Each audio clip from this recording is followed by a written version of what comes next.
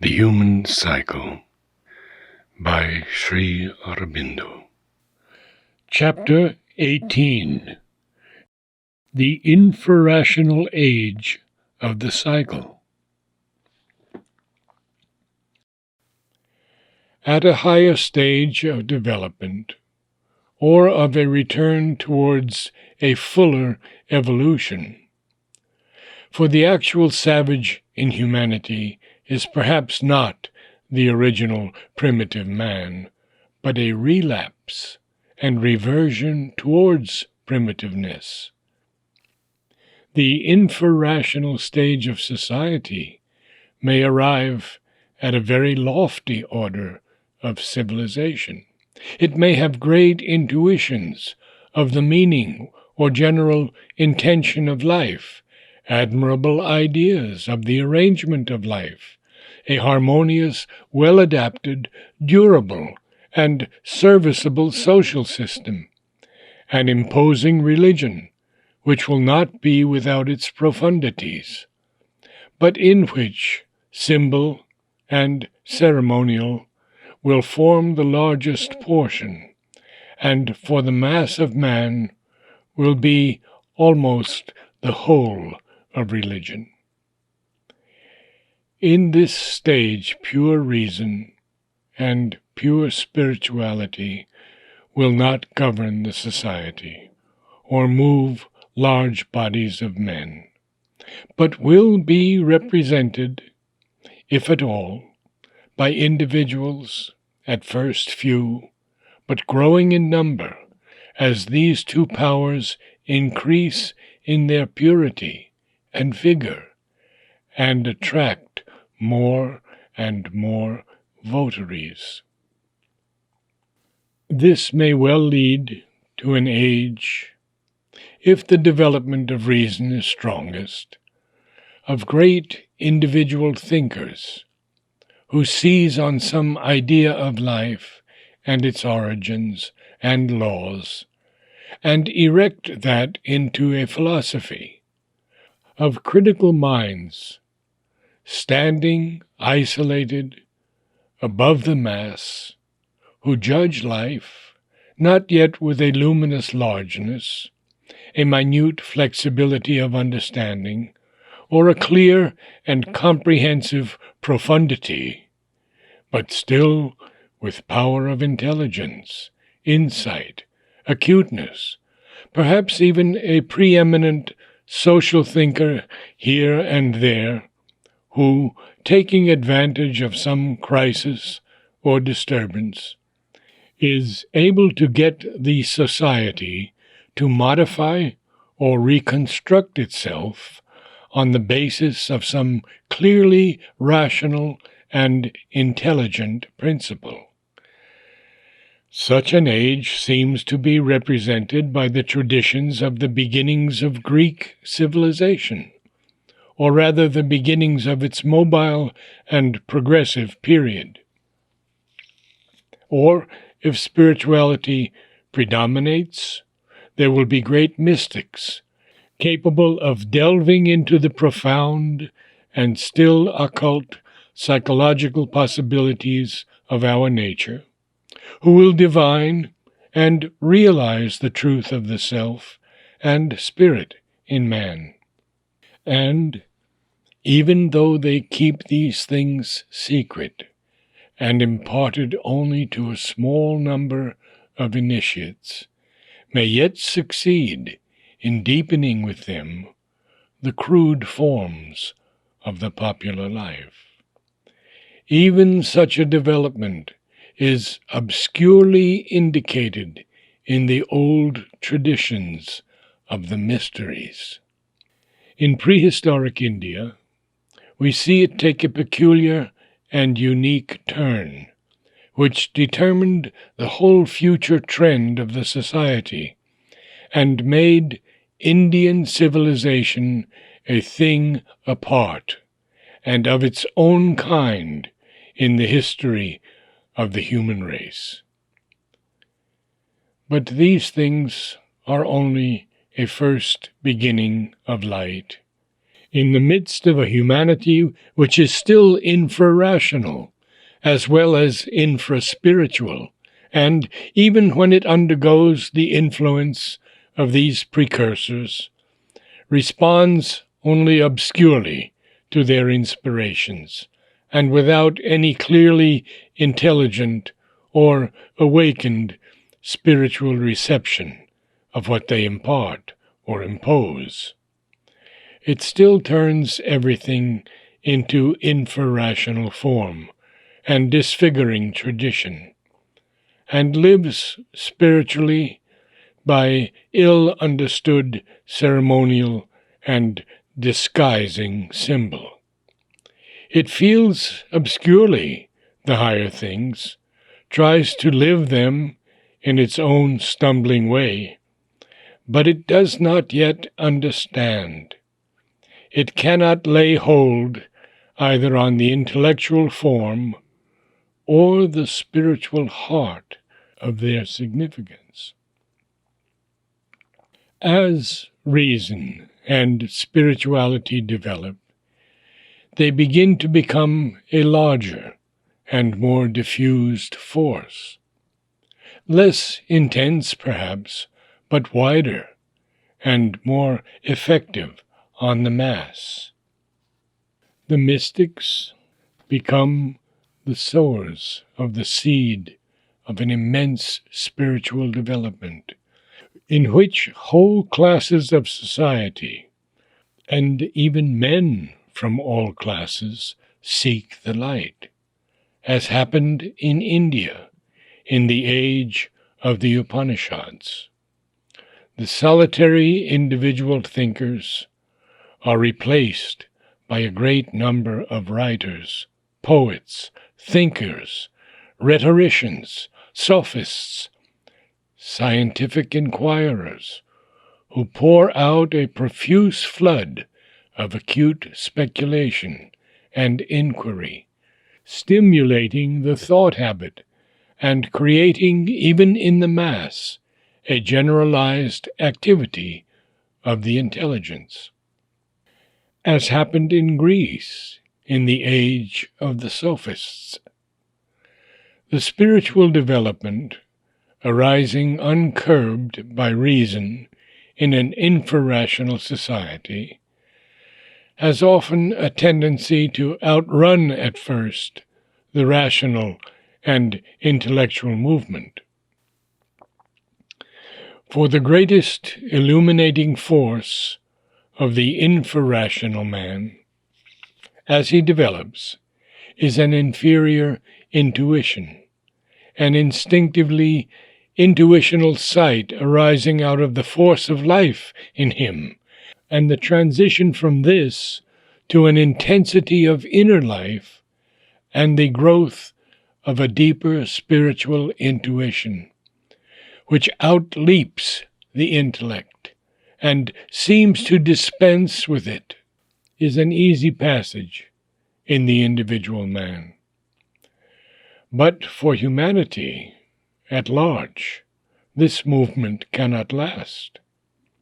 The mind and intellect must develop to their fullness, so that the spirituality of the race may rise securely upward on a broad basis of the developed lower nature in man, the intelligent mental being.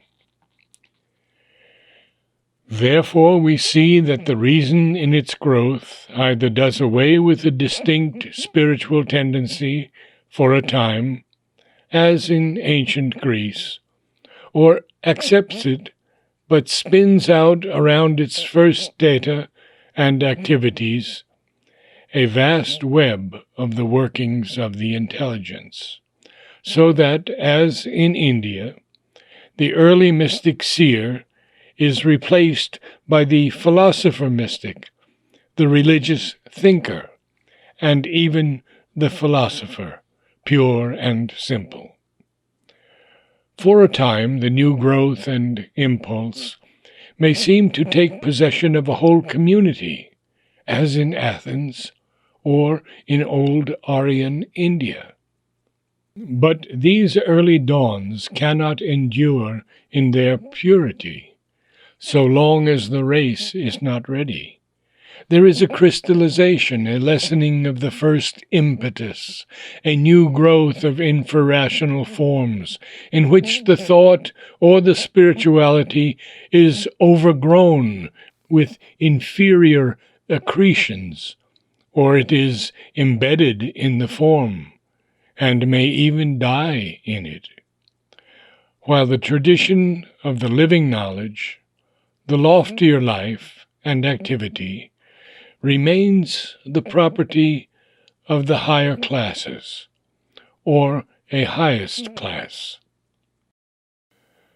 The multitude remains infrarational in its habit of mind, though perhaps it may still keep in capacity an enlivened intelligence, or a profound or subtle spiritual receptiveness as its gain from the past.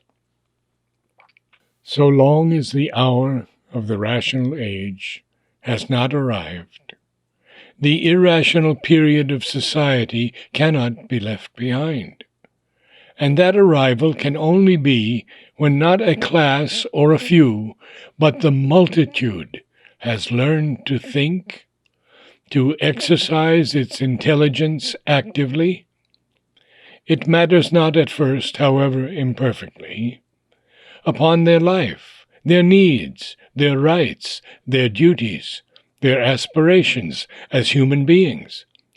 Until then, we have as the highest possible development a mixed society, infrarational in the mass, but saved for civilization by a higher class whose business it is to seek after the reason and the spirit, to keep the gains of mankind in these fields, to add to them, to enlighten, and raise with them, as much as possible, the life of the whole.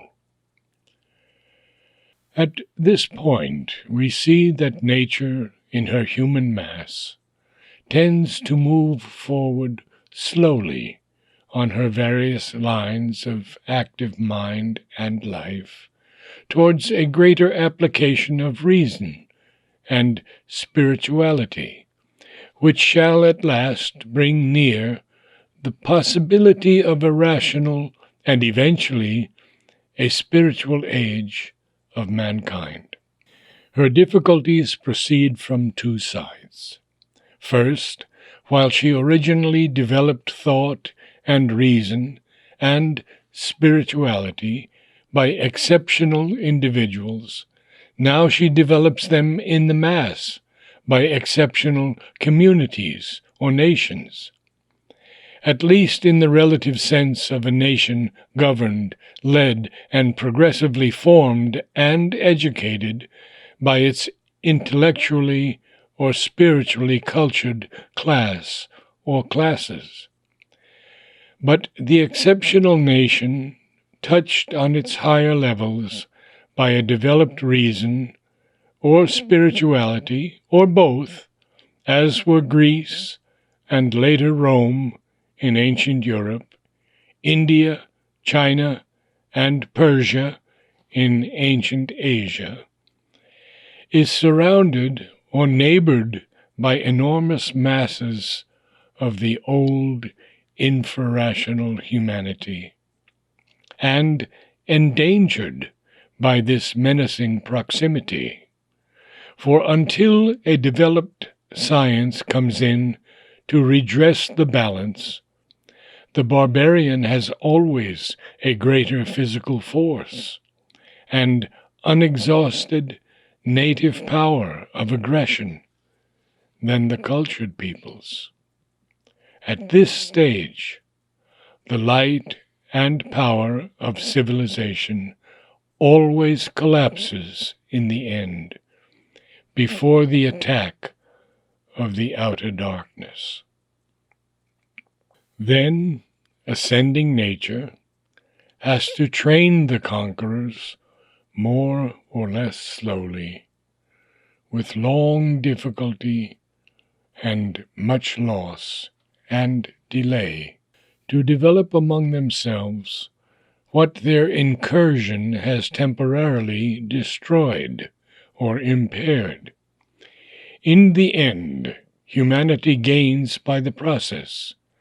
A greater mass of the nations is brought in. A larger and more living force of progress is applied.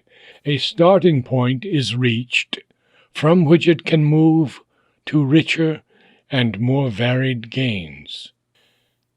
But a certain loss is always the price of this advance. But even within the communities themselves, reason and spirituality at this stage are always hampered and endangered by existing in a milieu and atmosphere not their own. The elite, the classes in charge of these powers, are obliged to throw them into forms which the mass of human ignorance they lead and rule will accept. And both reason and spirituality tend to be stifled by these forms, to get stereotyped, fossilized, void of life, bound up from their natural play. Secondly, since they are, after all, part of the mass, these higher, enlightened elements are themselves much under the influence of their infrarational parts, and do not, except in individuals, arrive at the entirely free play of the reason, or the free light of the spirit. Thirdly, there is always the danger of these elements gravitating downward to the ignorance below, or even collapsing into it. Nature guards herself by various devices for maintaining the tradition of intellectual and spiritual activity in the favored classes.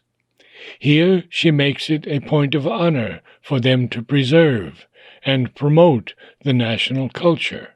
There she establishes a preservative system of education and discipline.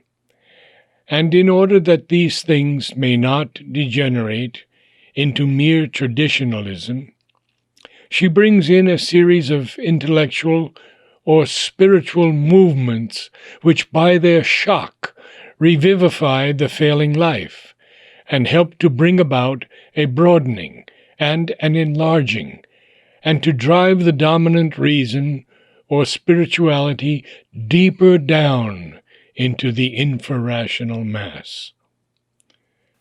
Each movement, indeed, tends to petrify after a shorter or longer activity.